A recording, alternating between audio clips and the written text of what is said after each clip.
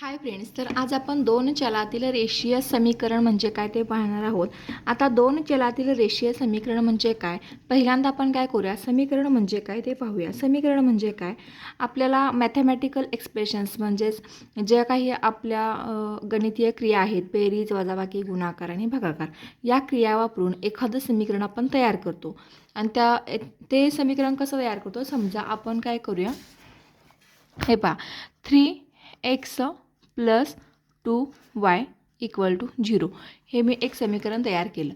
आता 3x plus 2y equal to 0 हे समीकरण जे आहे, या समीकरणामध्ये बघा किती चल आहेत, x आणि y ही दोन चल आहेत की नाही. आता चल म्हणजे काय, तर ए पासून झेडपर्यंतचे जे काही अल्फाबेट्स आहेत त्या अल्फाबेट्सना आपण चल असे म्हणतो.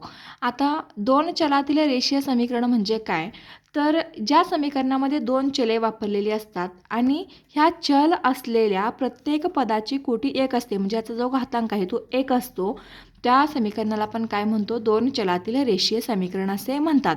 आता या दोन चलातील रेषीय समीकरणाचं सामान्य रूप काय आहे, तर या दोन चलातील रेषीय समीकरणाचं सामान्य रूप आहे ax plus by plus c equal to 0.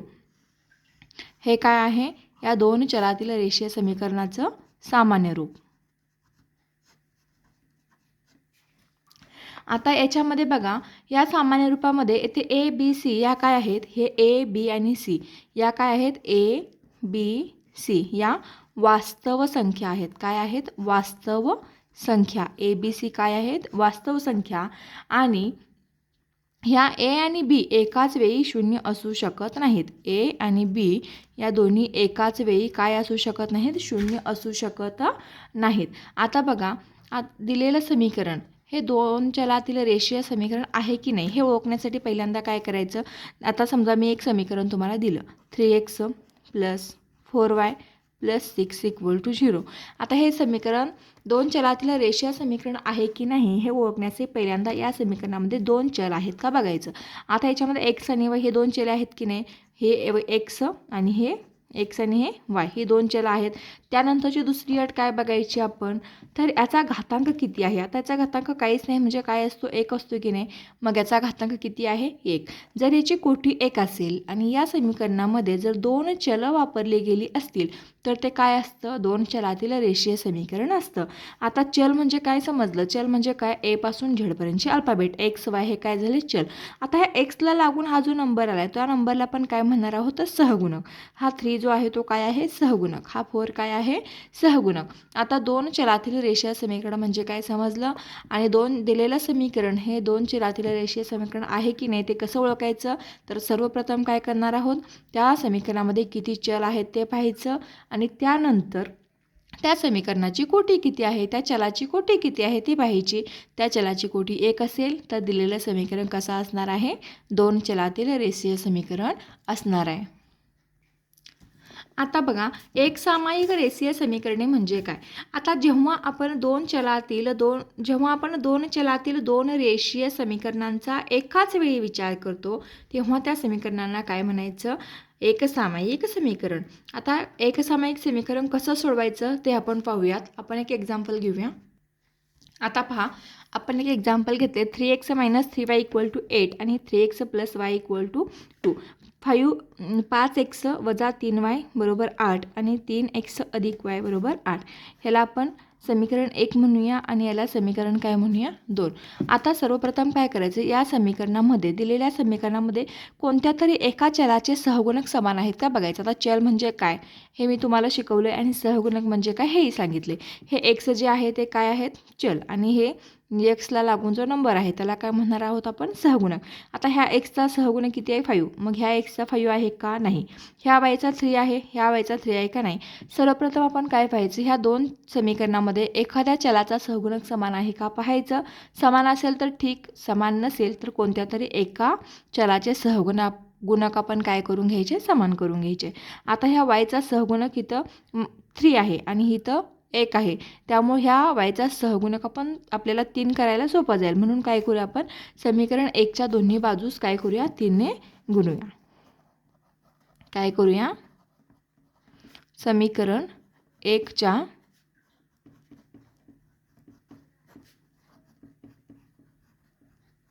दोन्ही बाजूस 3ने गुणू. आता बघा हे समीकरण 2चा आपल्याला सहगुणक समान करायचा आहे, म्हणून समीकरण 2च्या दोन्ही बाजूस आपण 3ने गुणूया. हे समीकरण 2 आहे, याच्या दोन्ही बाजूला 3ने गुणायचं आहे, म्हणून काय करूया 3 आणि कंसात काय लिहूया 3x अधिक y बरोबर 2. आता 3 गुणिले 3 3 ते किती 9x प्लस अधिक चिन्ह आहे असं 3 गुणिले y 3y बरोबर चिन्ह आहे असं 3 दोन्ही 6. हे आपल्याला समीकरण नंबर 3 मिळालं. आता आपण समीकरण 2चा विचार करणार नाही आहोत, फक्त समीकरण 1 आणि समीकरण 3चा विचार करायचा.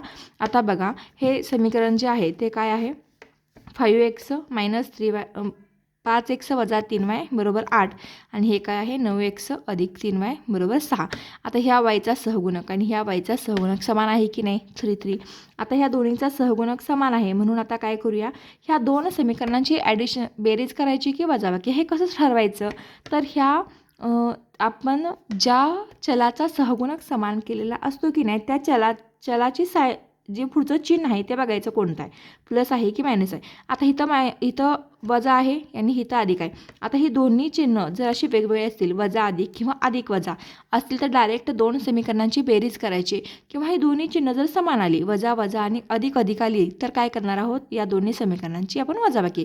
आता इथं चिन्ह वजा आहे आणि इथं अधिक आहे, म्हणून काय करणार आहोत दोन समीकरणांची डायरेक्ट बेरीज करणार आहोत. मग काय करूया आपण समीकरण 1 अधिक समीकरण 3.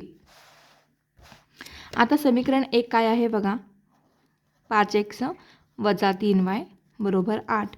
समीकरण 3 काय आहे 9x अधिक 3y बरोबर 6. आता ह्या दोन्हींची बेरीज करायची आहे. बेरीज करत असताना कोणतीही चिन्ह बदलत नाहीत, डायरेक्ट ही बेरीज करा. 9 अधिक 5 किती आलं 14x. त्यानंतर बघा हे वजा 3y अधिक 3y हे कॅन्सल झालं 0 बरोबर चिन्ह आहे असं 8 अधिक 6 14. आता 14x बरोबर 14 आलं, मग एक्सची व्हॅल्यू आपल्याला काय मिळते बघा x बरोबर 14 भागिले 14. हे x इथं 14 जे आहे ते एक्सच्या गुणाकारात आहे, त्यामुळे बरोबर चिन्हाच्या दुसऱ्या बाजूला गेल्यानंतर ते काय होणार आहे एक्सच्या भागाकारात जाणार आहे. मग 14 एके 14 एक्सची किंमत आपल्याला किती मिळाली 1.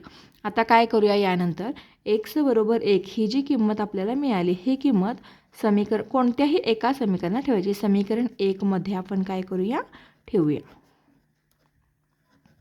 आता समीकरण 1 काय आहे बघा 5x वजा 3y बरोबर 8. आता याच्यामध्ये या समीकरणामध्ये जिथं x दिसेल आपल्याला तिथं काय लिहिणार आहोत आपण 1.